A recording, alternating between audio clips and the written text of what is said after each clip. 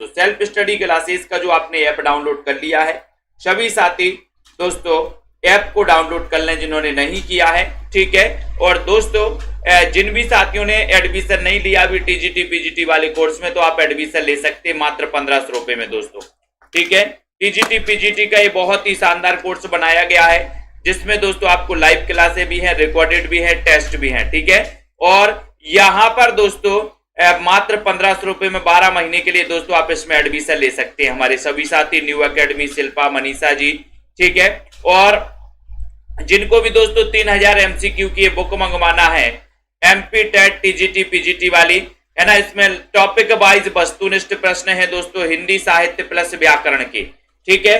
सो जिन भी साथियों को ये मंगवाना है दोस्तों 3000 एमसीक्यू की बुक, वो सभी साथी अपने घर पर ही बुक मंगवा सकते हैं दोस्तों, ठीक है।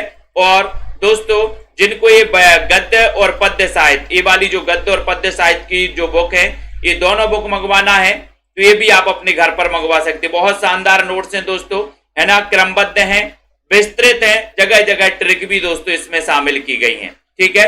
तो जिनको भी ये मंगवाना है नोट्स वो मंगवा सकते हैं। ये दोनों गद्य और पद्य साहित्य के 1400 के नोट्स हैं, 200 पोस्ट चार्ज है, तो कुल मिला के 1600 में दोनों आ जाएंगे। और अगर तीनों बुक मंगवाना है तो आप 2100 रुपए में तीनों बुक मंगवा सकते हैं दोस्तों, आपके घर भिजवाई जाएंगी, ऑल इंडिया में आप कहीं भी रहते हैं, ठीक है। तो ये बहुत ही उपयोगी हैं।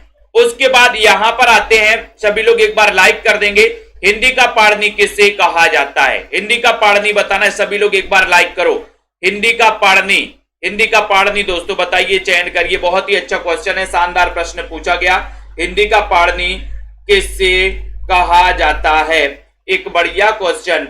कामता प्रसाद गुरु को, रामचंद्र शुक्ल, भोलानाथ तिवारी या फिर दोस्तों किशोरी दास वाजपेयी, चयन करिए। हिंदी का पाणिनि किसे कहा जाता है? बहुत ही शानदार क्वेश्चन है और सभी लोगों को कल भी अपन ने इस क्वेश्चन को यहां तक पढ़ दिया था कि सर हिंदी का पाणिनि कहा जाता है किसको?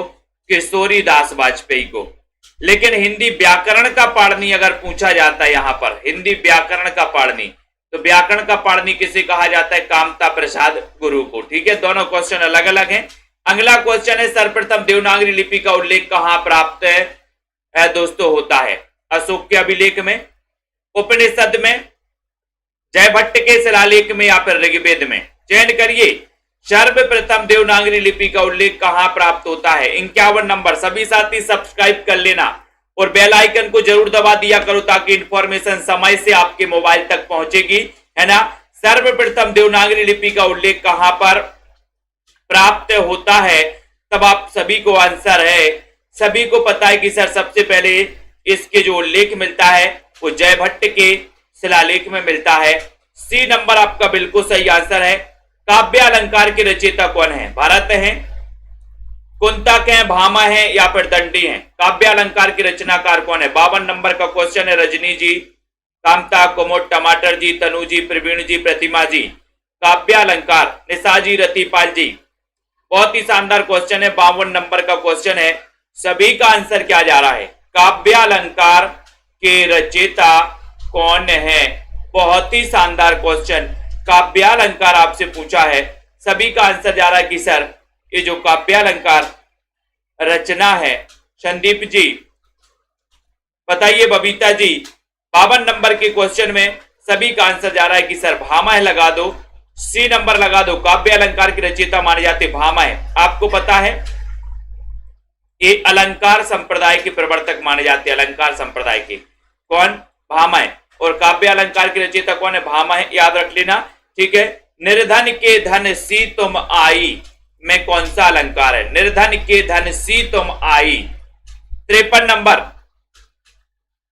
मंजू मैनपुरी जी बताइए, निर्धन के धन सी तुम आई, इसमें कौन सा अलंकार है? 53 नंबर का क्वेश्चन है और 53 नंबर के क्वेश्चन में सभी का आंसर जा रहा है कि सर 53 का क्वेश्चन पूछा है, राइट आंसर सभी ने बताया उपमा, है ना। निर्धन के धन सी तुम आई, यानी कि इसमें क्या है? उपमा अलंकार है।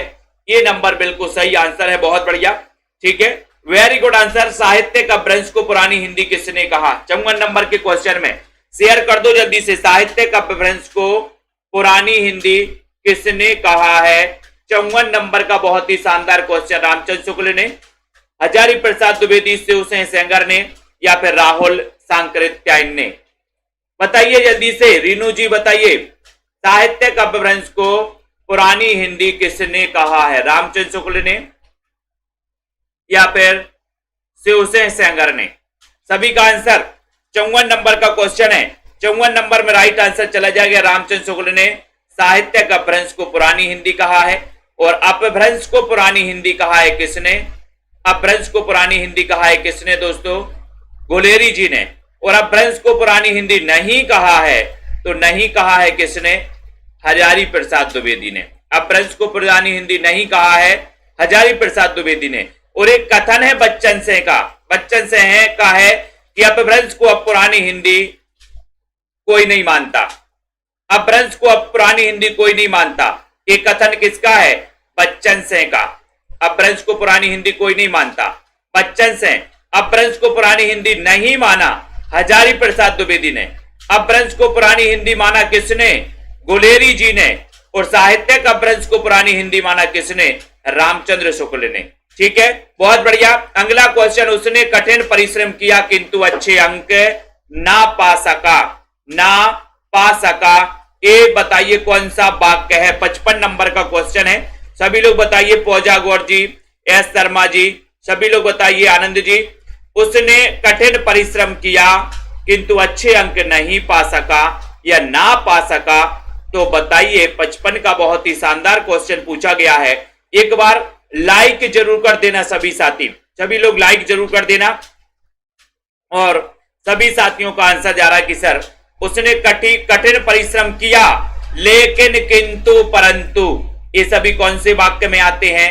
संयुक्त वाक्य में, है ना। लेकिन किंतु परंतु जो उपयोग होते हैं वो काय में? संयुक्त वाक्य में। तो यहां पर किंतु अच्छे अंक ना पा सका, यानी कि आपका सी नंबर बिल्कुल सही आंसर है।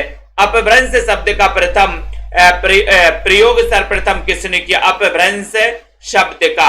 56 नंबर का क्वेश्चन है। सभी लोग बताइए, अपभ्रंश शब्द का बताना है। दारसू जी, निशा वर्मा, आलोक जी, 56 नंबर के शानदार क्वेश्चन में आपको चयन करना है, लाइक भी कर देना है। बताओ, अपभ्रंश शब्द का प्रयोग सर्वप्रथम किसने किया है? बताइए। रितु जी, न्यू अकेडमी जी, 56 नंबर का शानदार क्वेश्चन है। और 56 नंबर के शानदार इस प्रश्न में सभी का आंसर जा रहा है कि सर अपभ्रंश शब्द का प्रयोग सर्वप्रथम किसने किया? तो वो किया पतंजलि। बी नंबर आपका बिल्कुल सही है, बी नंबर। खड़ी बोली का प्रयोग सर्वप्रथम किस पुस्तक में हुआ है? खड़ी बोली का प्रयोग सर्वप्रथम किस पुस्तक में हुआ है? 57 में, भक्ति सागर में, सुख सागर में, काव्य सागर में, या फिर प्रेम सागर में? खड़ी बोली का प्रयोग सर्वप्रथम किस पुस्तक में हुआ है? तो बहुत शानदार क्वेश्चन है।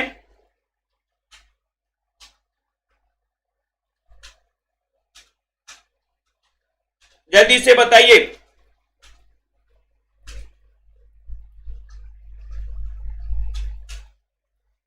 बहुत ही शानदार। खड़ी बोली का प्रयोग सर्वप्रथम किस पुस्तक में हुआ? सभी का आंसर चला गया सर प्रेम सागर में हुआ। डी नंबर आपका प्रेम सागर राइट आंसर है। हिंदी साहित्य के आरंभिक काल को आचार्य रामचंद्र शुक्ल ने क्या नाम दिया? आरंभिक काल को रामचंद्र शुक्ल ने क्या नाम दिया है? जल्दी से बताइए, बहुत ही शानदार क्वेश्चन है। लाइक कर दो जल्दी से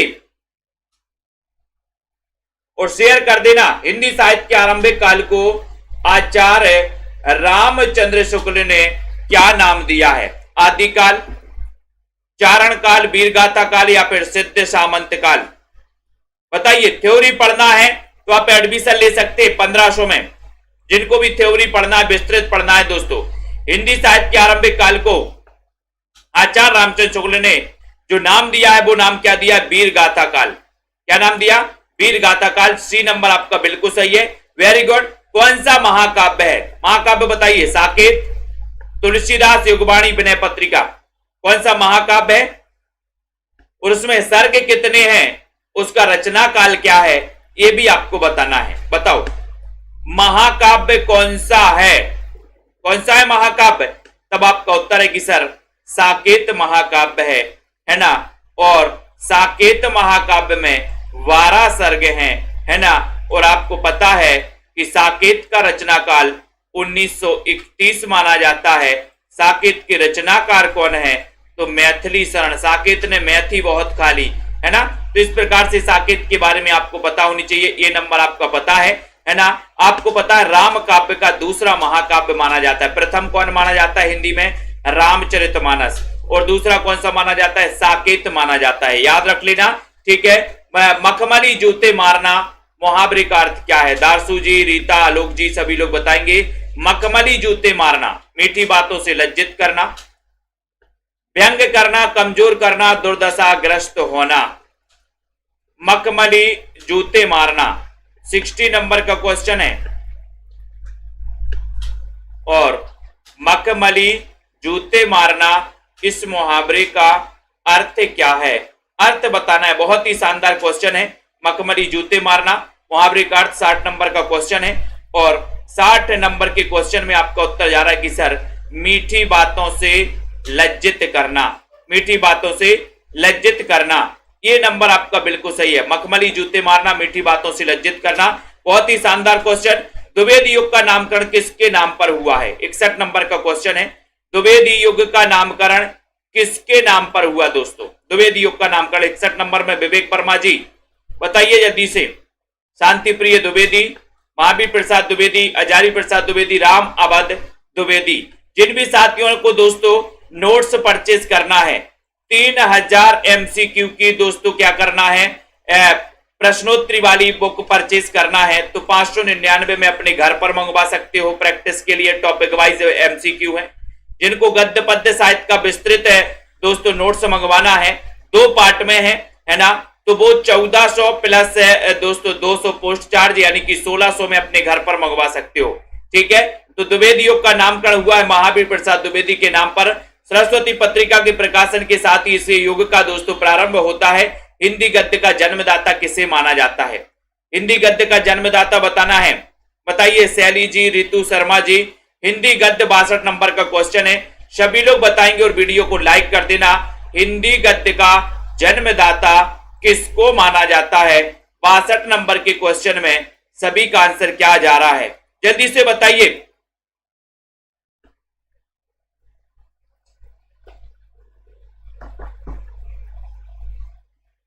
सभी लोगों को हिंदी गद्य का जन्मदाता किसको माना जाता है?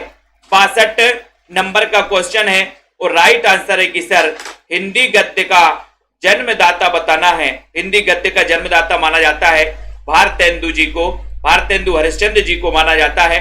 किस काल को आचार्य विश्वनाथ प्रसाद ने श्रृंगार काल की संज्ञा दी है? श्रृंगार काल की संज्ञा किसे दी है? आदि काल को, भक्ति काल, रीति काल या फिर भारतेंदु काल को? सभी लोग बताएंगे किस काल को आचार्य विश्वनाथ प्रसाद मिश्र ने श्रृंगार काल की संज्ञा दी है? 63 नंबर का क्वेश्चन,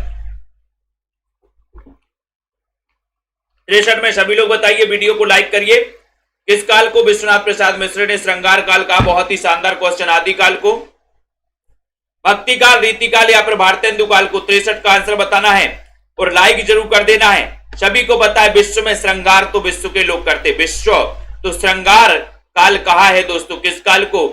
रीति काल को। और श्रृंगार भी बड़ा रीति दोस्तों से करते हैं, रीति से श्रृंगार करते हैं विश्व के लोग। इनमें से गुणवाचक विशेषण कौन सा है? सभी से बनेगा क्वेश्चन, पहले भी आप पढ़ चुके हुए क्वेश्चन, ठीक है। तो 64 नंबर का क्वेश्चन है, 64 में गुणवाचक विशेषण बताना है। शानदार प्रश्न, लाइक कर दो जल्दी से। और गुणवाचक विशेषण माना जाता है दोस्तों नया, नया यानी कि आपका जो बी नंबर है नया, बिल्कुल सही आंसर है। सुबह शाम करना मुहावरे का अर्थ क्या है? सुबह शाम करना 65 नंबर का क्वेश्चन है। मनीष जी, सपना जी, बबीता जी, तन्मय शर्मा जी, रेखा त्रिपाठी जी, 65 का उत्तर बताना है। और आपका उत्तर है सुबह शाम करना। इस मुहावरे का अर्थ क्या है? मुहावरे भी साथ साथ अपन पढ़ते जाते हैं, है ना। सुबह शाम करना मुहावरे का अर्थ बताना है। बहुत ही अच्छा क्वेश्चन है। समय व्यतीत करना, आवारा गर्दी करना, टाल मटोल करना या फिर दिन रात काम करना? तो सुबह शाम करना इस मुहावरे का जो अर्थ है वो अर्थ है कि सर क्या करना? टाल मटोल करना, टाल मटोल करना, सुबह शाम करना। सी नंबर ठीक है, वेरी गुड। अगला, रीतिकाल को अंधकार काल किसने कहा? 66 में अंधकार काल किसने कहा? ऋतु जी, जल्दी से बताइए फटाफट से, है ना। रीतिकाल को अंधकार काल किसने कहा है? 66 का उत्तर है। वीडियो को लाइक कर देंगे सभी साथी। और राइट आंसर क्या हो जाएगा? राइट आंसर, रीतिकाल को अंधकार काल किसने कहा? अंधकार काल बताना 66 में। 66 का उत्तर सभी का आंसर जा रहा है कि सर रीतिकाल को अंधकार काल कहा है किसने? किसने कहा है बताइए? अंधकार काल, और सभी का आंसर है त्रिलोचन, यानी कि आपका जो ये नंबर है त्रिलोचन बिल्कुल सही आंसर है। हिंदी कथा साहित्य में सर्वाधिक प्रसिद्ध कहानीकार कौन है? हिंदी कथा साहित्य में 67 नंबर का क्वेश्चन है, सर्वाधिक प्रसिद्ध कहानीकार बताना है। हिंदी कथा साहित्य में सर्वाधिक कहानीकार माने जाते हैं कौन? राइट आंसर है प्रेमचंद, यानी कि आपका जो ए नंबर है, व्यंग्य लेखक कौन माने जाते हैं? प्रदीप माहेश्वरी जी, अनंत जी, रतिपाल जी। व्यंग्य लेखक कौन है? श्याम सुंदर दास। व्यंग्य लेखक माने जाते हैं हरिशंकर परसाई, यानी कि आपका जो डी नंबर है हरिशंकर परसाई, वो बिल्कुल सही आंसर है। हराना, घायल करना, परेशान करना, छक्के छुड़ाना, इसका अर्थ बताना रिंकू जी। छक्के छुड़ाना, यानी कि इसका ना बहुत ही शानदार क्वेश्चन है और सभी का आंसर है कि सर 69 नंबर के क्वेश्चन में अगर लगाना है तो आप लगा दो हराना। हराना यानी बी नंबर। छक्के छुड़ाना मतलब क्या होता है? हराना। बी नंबर आपका सही है। कबीरदास की भाषा क्या थी? ब्रज, कन्नौजी, सदुक्कड़ी या फिर खड़ी बोली? कबीरदास की भाषा क्या थी? रतिपाल जी कबीरदास की भाषा बताना। 70 नंबर के क्वेश्चन में राखी, वंदना जी, प्रमोद जी, कबीरदास की भाषा क्या थी? कबीरदास की भाषा क्या थी? तो सभी को पता है कि सर कबीरदास की भाषा थी सदुक्कड़ी। और कबीरदास की भाषा को सदुक्कड़ी किसने कहा? तो अंचमेल खिचड़ी कहा। सदुक्कड़ी सही है। नेक्स्ट है सेवा बावनी के रचनाकार कौन? 71 नंबर का क्वेश्चन है। सेवा बावनी बताइए आलोक जी, अनिल तिवारी जी, सेवा बावनी के रचनाकार कौन है? वीडियो को लाइक कर दो। जिन भी साथियों को नोट्स मंगवाना है दोस्तों अपने घर पर, आप सभी साथी नोट्स भी अपने घर पर मंगवा सकते हो। बहुत ही शानदार क्वेश्चन है। सेवा बावनी, इसके रचनाकार कौन है? सेवा बावनी, और सेवा बावनी बताना है। 71 में सभी लोगों का आंसर जा रहा है कि सर ये जो सेवा बावनी रचना है, ये रचना है भूषण की, है ना। और आपको पता है एक और रचना आपने पढ़ी है इनकी, कौन सी? शिवराज भूषण। शिवराज भूषण पढ़ी है, जो पिछली बार टीजीटी में क्वेश्चन आया था कि शिवराज भूषण में कितने अलंकारों का वर्णन है? 105 अलंकारों का वर्णन है काय में? शिवराज भूषण में। ठीक है, वेरी गुड। सकीबे मुझसे कहकर जाते, प्रस्तुत पंक्ति के रचयिता कौन है? आगे मैत्री शरणगुप्त, हरिऔध जयशंकर प्रसाद। सकीबे मुझसे कहकर जाते, कहकर प्रसाद, सकीबे मुझसे कहकर जाते, कहकर जाते बताइए। बहुत बढ़िया,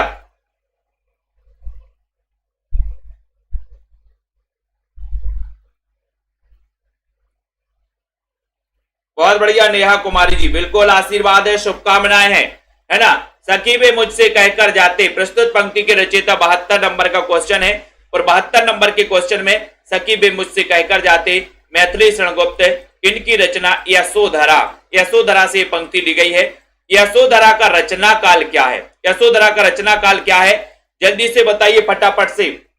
यशोधरा का रचना काल बताना है, चयन करिए। यशोधरा का रचना काल, यशोधरा का रचना काल बताना। बहुत ही शानदार क्वेश्चन है।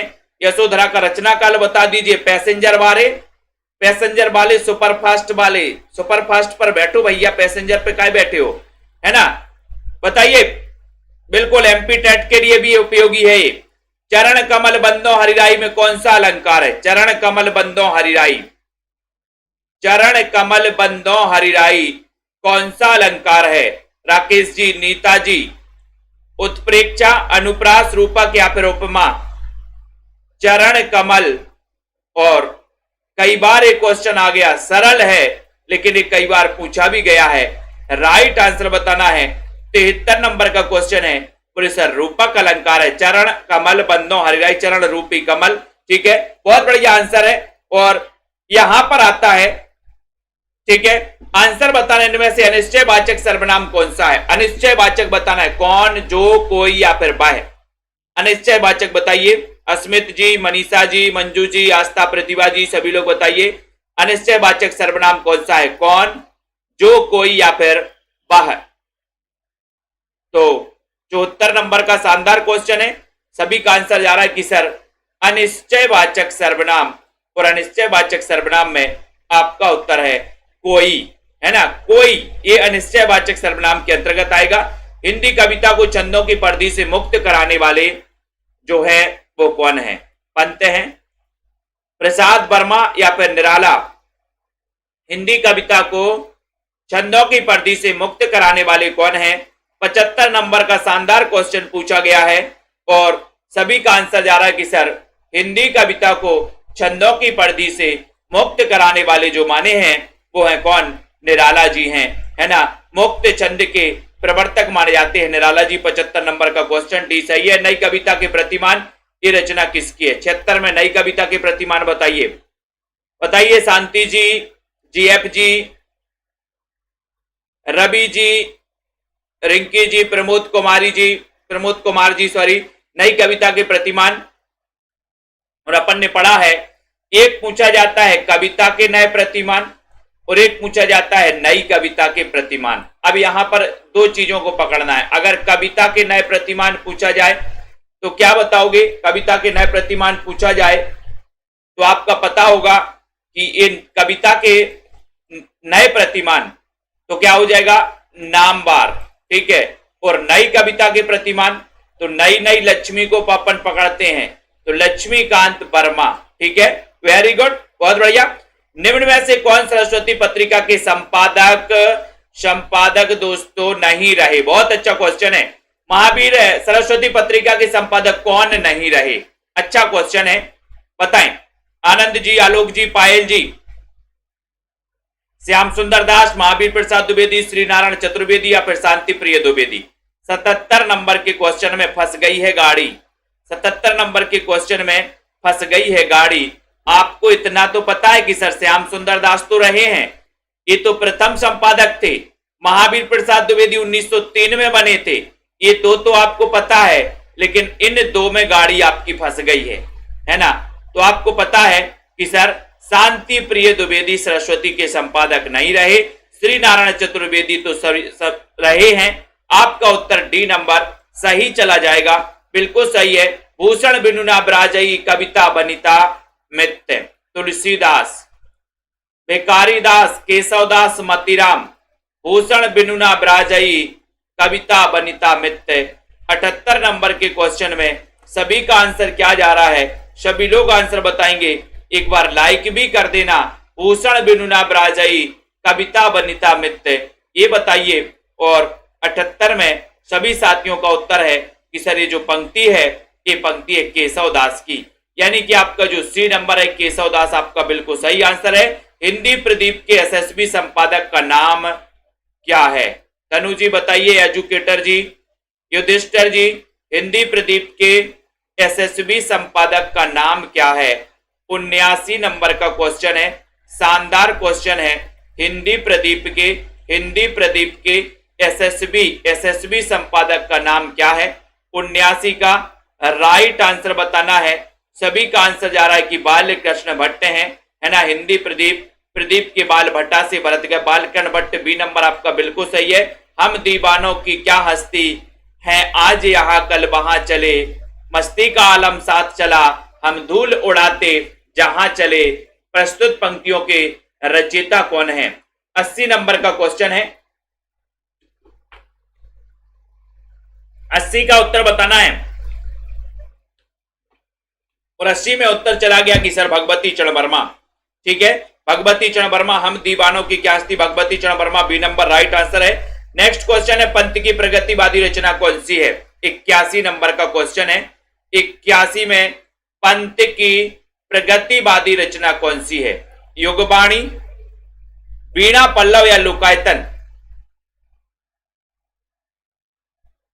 पंत की प्रगतिवादी रचना नीताजी, मंजू जी, रश्मि जी, सुरेंद्र जी। पंत की प्रगतिवादी रचना 81 नंबर का शानदार क्वेश्चन है और आपका उत्तर जा रहा है कि सर पंत की प्रगतिवादी रचनाओं में मानी जाती है कौन सी? युगबाणी। युगबाणी का रचना काल क्या है ये आपको बताना है। युगबाणी का रचना काल क्या है? सभी लोग बताएंगे। मानक हिंदी से क्या तात्पर्य है? मानक हिंदी से क्या तात्पर्य है? साहित्यिक पुस्तकों की भाषा, साधारण बोलचाल की भाषा। सभी लोग बताइए, लाइक करिए जल्दी से। शिष्ट और सुशिक्षित लोगों की भाषा, केवल पढ़ाई लिखाई में काम लाई जाने वाली भाषा।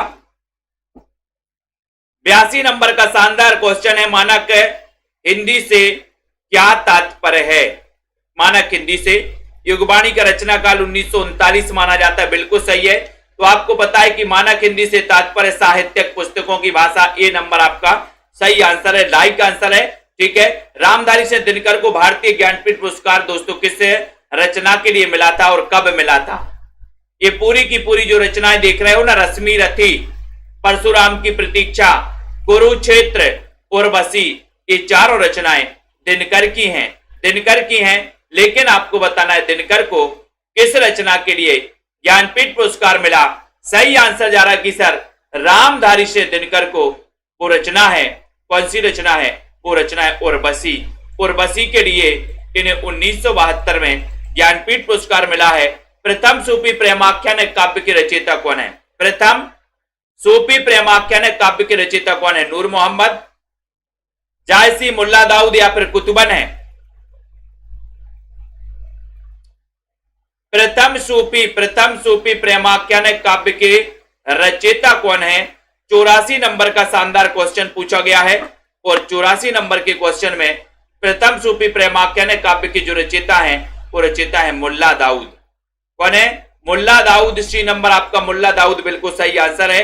प्रकृति के सुकुमार कवि किसे? मुल्ला दाऊद की रचना आपको पता है चंदायन, है ना? चंदायन आपको पता ही है। चंदायन का रचना काल क्या है ये भी बता दो। प्रकृति के सुकुमार कवि किसे कहा जाता है? लगभग सभी को पता है कि सर 1900 ईस्वी में जिनका जन्म हुआ ऐसे कवि हैं कौन? सुमित्रानंदन पंत हैं। ठीक है, सुमित्रानंदन पंत प्रकृति का सुकुमार कवि ने कहा जाता है। लेकिन एक क्वेश्चन आपको है, चंदायन का रचना काल क्या है? चंदायन का रचना काल बताओ, है ना? यहां से क्वेश्चन पूछा गया कि जमड़ी जाए पर दमड़ी ना जाए। चंदायन का रचना काल बताइए। लवली जी, कार्तिक जी बताइए, फटाफट से बताएं, चयन करिए जल्दी से। 1379 बताया है आराधना सिंह जी, बहुत बढ़िया। 1379 लवली जी, रिंकू जी सही बताया है। अगला क्वेश्चन है कि चमड़ी जाए पर दमड़ी ना जाए। दमड़ी ना जाए इसका अर्थ क्या है? पैसा ही मां बाप होना, अत्यधिक कंजूस होना, मक्खी चूस होना, मर जाए पर पैसा ना जाए। 86 नंबर का शानदार क्वेश्चन है, चमड़ी जाए पर दमड़ी ना जाए। राइट आंसर क्या हो जाएगा? अत्याधिक कंजूस होना। बी नंबर, अत्याधिक कंजूस होना। आधा तीतर आधा बटेर, उचित सामंजस्य का अभाव, छोटा बड़ा होना, रंग बिरंगे होना, बेमेल तथा बेढंगा होना। आधा तीतर और आधा बटेर। 87 नंबर का क्वेश्चन है, आधा तीतर आधा बटेर, यानी कि लाइक करना है। आधा तीतर आधा बटेर में सभी का आंसर है बेमेल तथा बेढंगा होना, यानी कि सभी का आंसर है डी नंबर। राइट आंसर है। कथा सम्राट किसे कहा जाता है दोस्तों? कथा सम्राट किसे कहा जाता है बताइए। प्रियंका जी चयन करिए। अनीता जी 88 नंबर का शानदार क्वेश्चन है। जिन भी साथियों ने अभी तक दोस्तों सेल्फ स्टडी क्लासेस का ऐप डाउनलोड नहीं किया, सभी साथी सेल्फ स्टडी क्लासेस का ऐप डाउनलोड कर लेंगे। ठीक है, सभी साथियों को दोस्तों जिनको भी हिंदी साहित्य का विस्तृत वाला जो नोट्स है वो मंगवाना है, गद्य और पद्य साहित्य के, है ना? सभी साथी मंगवा सकते हैं गद्य और पद्य साहित्य के नोट्स है, और 3000 MCQ वाली बुक भी मंगवा सकते हो। कथा सम्राट किसे कहा जाता है? 88 नंबर का क्वेश्चन पूछा गया। सभी का आंसर है कि सर वो कहा जाता है प्रेमचंद जी को। ये नंबर राइट आंसर है। ठीक है, बाल चित्रण में कौन सा कवि श्रेष्ठ है? बाल चित्रण में न्यू अकेडमी जी, बाल चित्रण में बताना है प्रदीप जी, प्रतीक जी, सुनीता जी।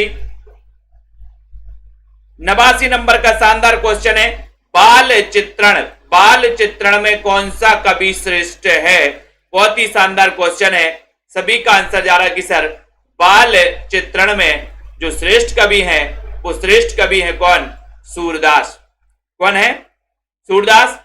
सी नंबर आपका बिल्कुल सही है, बहुत बढ़िया आंसर। ले चल मुझे बुलावा देकर मेरे नाविक धीरे धीरे, प्रस्तुत पंक्ति के रचयिता कौन है? नरेंद्र शर्मा, जयशंकर प्रसाद त्रिपाठी जी, निराला जी। ले चल मुझे बुलावा देकर मेरे नाविक धीरे धीरे। 90 नंबर का क्वेश्चन है, ले चल मुझे बुलावा देकर मेरे नाविक धीरे धीरे। ये पंक्ति कई बार दोस्तों आई हुई है, कई बार पूछी भी गई है। ले चल मुझे बुलावा देकर 90 नंबर का क्वेश्चन है। सभी का आंसर है ले चल मुझे बुलावा देकर मेरे नाविक धीरे धीरे, मेरे नाविक धीरे धीरे।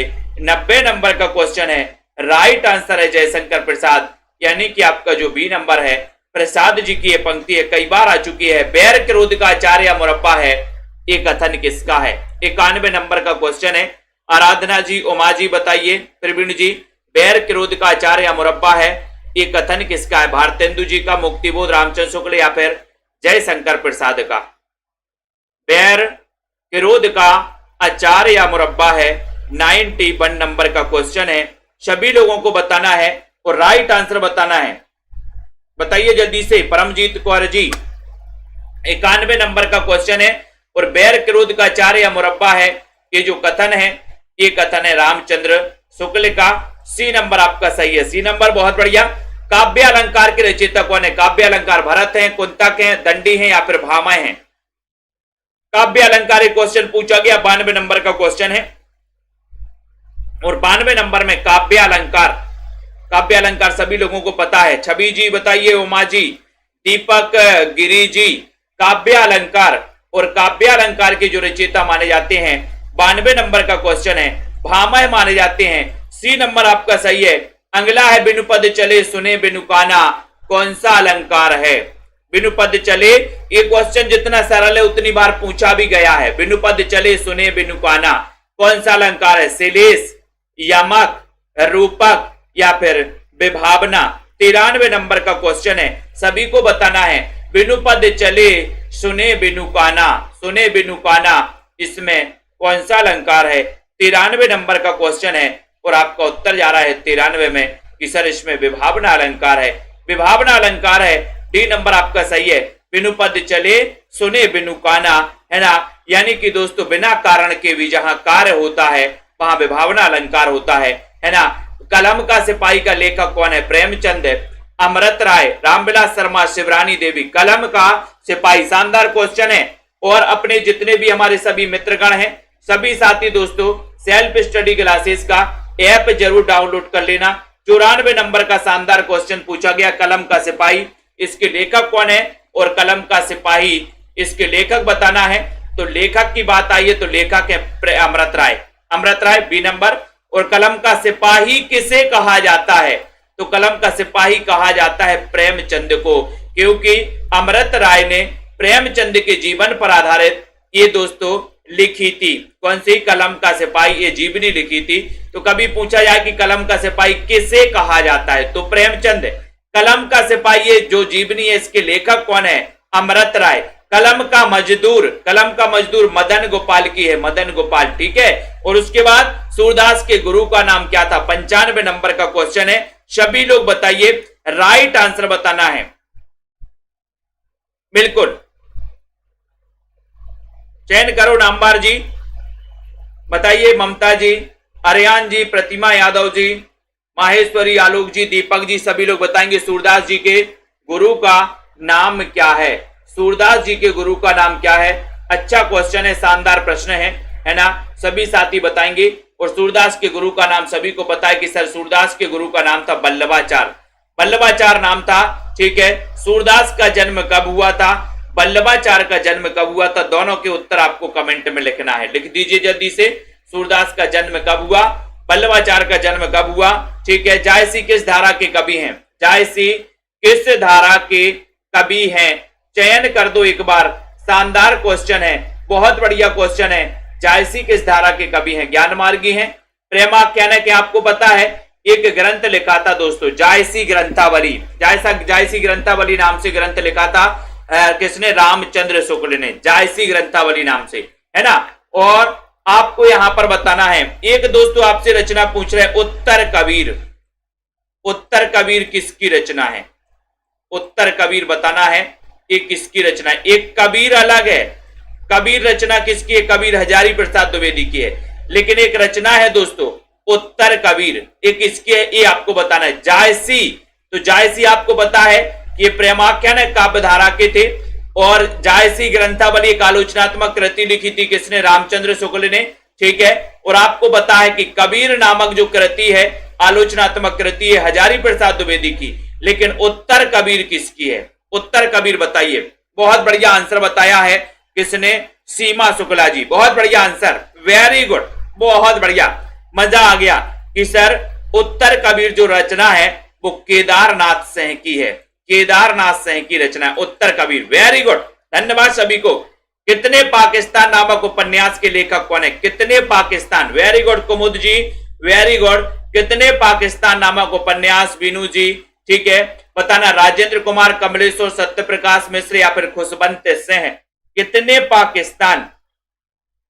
बिल्कुल, बहुत बढ़िया Deepak ji, very good. 97 number का क्वेश्चन है, सभी लोग जल्दी से लाइक तो कर दो। कितने पाकिस्तान, और कितने पाकिस्तान में आपका उत्तर होता है कि सर कितने पाकिस्तान? कमलेश्वर, कमलेश्वर यानी कि आपका जो बी नंबर है कमलेश्वर। शानदार क्वेश्चन है।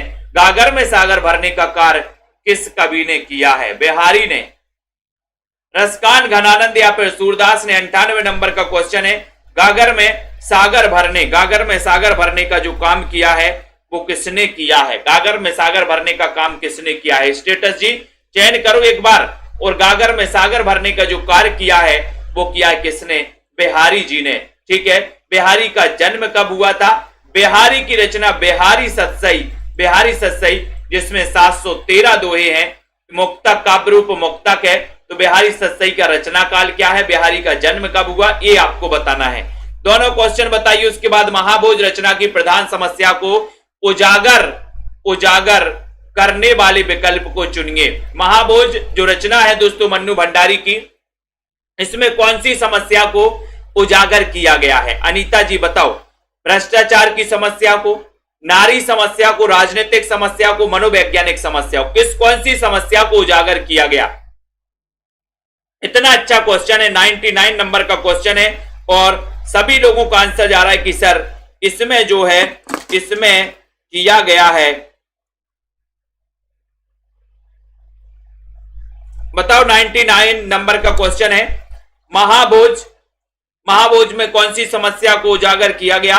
और सभी लोगों का आंसर चला गया कि सर 99 की बात कर रहे हो तो इसमें राजनीतिक समस्या, राजनीति में क्या मचा है? महाभोज मचा, महाभोज, राजनीति। तो राजनीतिक समस्या को उजागर किया गया। बहुत बढ़िया आंसर है, ठीक है। अगला क्वेश्चन है, दोहे और रोले को क्रम से मिलाने पर कौन सा छंद बनता है? दोहे और रोले को क्रम से मिलाने पर कौन सा छंद बनता है? 100 नंबर उत्कर्ष जी बताइए, बताइए प्रियंका जी। रोले और दोहे, दोहे को क्रम से मिलाने पर कौन सा छंद बनता है? हरि गीतिका, कुंडलियां, सवैया या फिर बरबी छंद बनता है? अंशु जी बताइए। रुद्र सिंह जी, शानदार क्वेश्चन है। मनीषा जी, रोज सिंह जी, दोहे और रोले को क्रम से मिलाने पर कौन सा छंद बनता है? एक शानदार क्वेश्चन, 100 नंबर का प्रश्न है। सभी का आंसर है कि सर दोहे और रोले को क्रम से मिलाने पर बनता है कौन सा? कुंडलियां। बी नंबर आपका बिल्कुल सही आंसर चला जाता है, राइट आंसर चला जाता है, ठीक है। अब हमारे जितने भी साथी हैं जिन्होंने दोस्तों ये सेल्फ स्टडी क्लासेस का ये वाला जो ऐप डाउनलोड नहीं किया, प्ले स्टोर में जाना, सर्च कर लेना सेल्फ स्टडी क्लासेस, ये वाला जो ऐप है इसको डाउनलोड कर लेना, ठीक है। जिनको इस कोर्स में एडमिशन लेना, मात्र 1500 रुपए में एडमिशन ले सकते हो, ठीक है।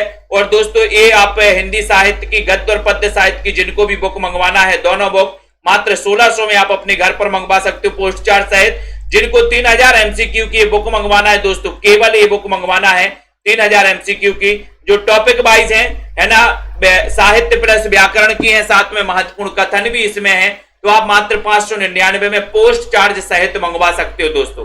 ठीक है, तो सभी साथी दोस्तों अध्ययन करते रहें, वीडियो को लाइक शेयर करते रहें। ठीक है, मुनेन्द्र जी, रश्मि पाठक, प्रियंका जी, अंशु जी, हरिश्चंद्र जी, दीक्षा जी, अनुका जी, अनीता जी, सत्यपाल जी, दारसू जी, नामबार जी, रेशमा जी, रेखा सरोज जी, ममता जी, पायल जी, ठीक है, रोज सिंह जी, अनंत जी, अमानत जी, ठीक है, और शेष यादव जी, ठीक है, अनीता जी, संतोष जी, दारसू जी, दीपक जी, राजीव जी, नील जी, बहुत बढ़िया, बिंदुलता, दीपक जी, कार्तिक जी, ठीक है, कुमुद सिंगल जी, साधना जी, तनु जी, एसपी चतुर्वेदी, राजीव जी, ममता जी, राजू शुक्ला जी, विनीता जी, स्वतंत्र जी, अंशु जी, सभी साथियों को बहुत बहुत धन्यवाद दोस्तों। पढ़ते रहें, सेल्फ स्टडी क्लासेस से जुड़े रहें, अभ्यास निरंतर करते रहें, जितना भी अभ्यास हो सके उतना अभ्यास अपन को करना है। ठीक है, चाहे क्वेश्चन सरल हो या कठिन हो, अभ्यास दोस्तों ज्यादा से ज्यादा करोगे तो यही सरल प्रश्न आपके एग्जाम में गलत नहीं होंगे जो बार बार आपके गलत होते हैं। ठीक है, तो सभी साथियों को धन्यवाद। जय